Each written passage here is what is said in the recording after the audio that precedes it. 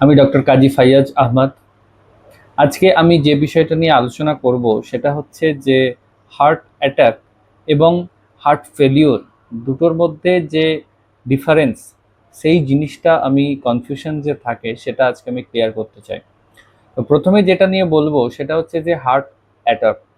Heart attack মানেটা কি? কারণটা হচ্ছে যে আমাদের যে হার্ট, আমাদের তো সারা বডিতে রক্তের প্রয়োজন হয় সাপ্লাই, কারণ তার মধ্যে দিয়ে অক্সিজেন যায়। তার মানে আমাদের শরীরে যে হার্ট আছে তাতেও তো ব্লাড সাপ্লাই লাগে। এখন ধরুন কোনো কারণে দেখা গেল যে এই যে সরু সরু ব্লাডকে রক্ত দেওয়া ভেনগুলো, আর্টারিগুলো ছিল, তার মধ্যে কোথাও একটা ক্লট জমে গেছে।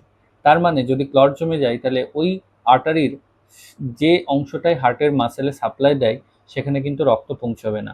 এবং দীর্ঘ সময় এই জিনিসটা চলতে থাকলে প্রথমে একটা হার্ট মাসেলে ইনজুরি হবে, সেখান থেকে ইনফাকশন হবে, অর্থাৎ সেই টিস্যুটা ডেড হয়ে যাবে। এই যে জিনিসটা, এই জিনিসটাকেই আমরা বলি যে হার্ট অ্যাটাক। তো হার্ট অ্যাটাক হলে কি হয়, যে আমাদের হঠাৎ দেখা গেল যে বুকে একটা মারাত্মক রকমের ব্যথা হচ্ছে, গা দিয়ে দরদর করে ঘাম ঝরছে, আমাদের যে বাম হাত চোয়াল সেখানে দেখা যাচ্ছে যে সেই ব্যথাটা ট্রান্সফার হচ্ছে।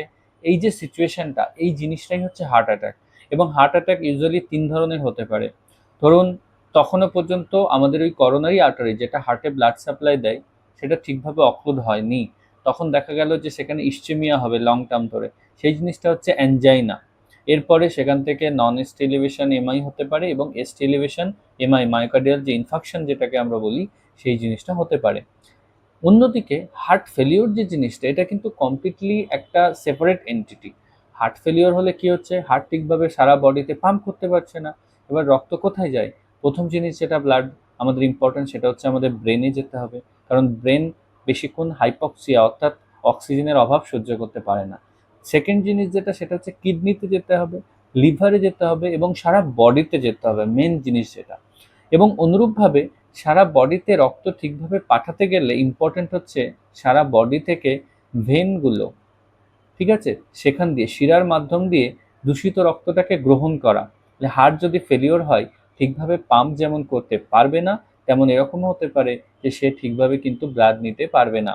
তো এই যে ঘটনাটা, এখন হার্ট ফেলিওর জিনিসটা রাইট সাইডেড হতে পারে, লেফট সাইডেড হতে পারে, আমরা এটা একটা হার্ট ফেলিওর সিনড্রোম হিসাবেই ধরবো, কারণ দু ধরনেরই একসাথে হতে পারে। তো তার ফলে কি হতে পারে? প্রথম জিনিস যেটা, সেটা হচ্ছে যে আমাদের দেখা যায় যে দুটো পা ফুলছে, নর্মাল ছিল, তারপর দেখা গেল যে মাস দু তিনেক ধরে রোগীর পা ফুলছে।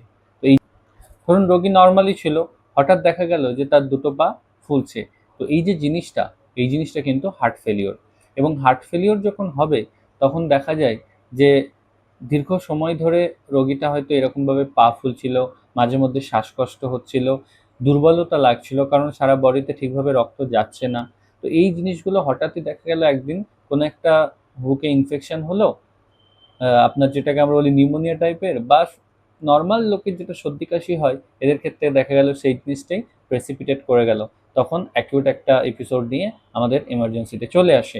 তো এই যে জিনিসটা হার্ট ফেলিওর, এই জিনিসটা বিভিন্ন কারণে হতে পারে। যেমন আগে ধরুন আপনার হার্ট অ্যাটাক হয়েছিল, অর্থাৎ এমআই হয়েছিল, হার্ট ঠিক করে একটা মাসেল কাজ করছে না, পাম্প করতে পারছে না, সেটার জন্য হতে পারে।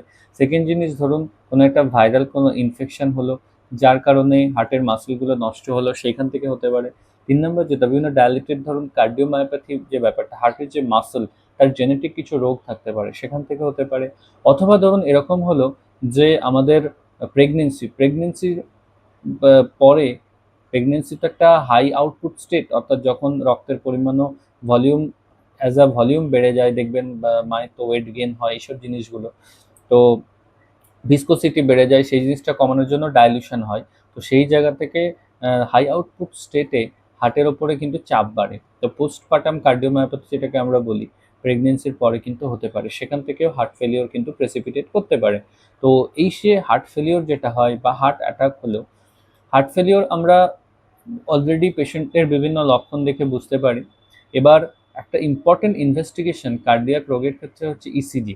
ইসিজি দেখলে আমরা যে জিনিসটা বুঝতে পারি যে হার্ট অ্যাটাক যে ব্যাপারটা ইমাই, সেই জিনিসটা ঠিক কোন এরিয়াতে হয়েছে, কোন আর্টারির ব্লাড সাপ্লাই এরিয়াতে হয়েছে, এই জিনিসটা কিন্তু আমরা বুঝতে পারি।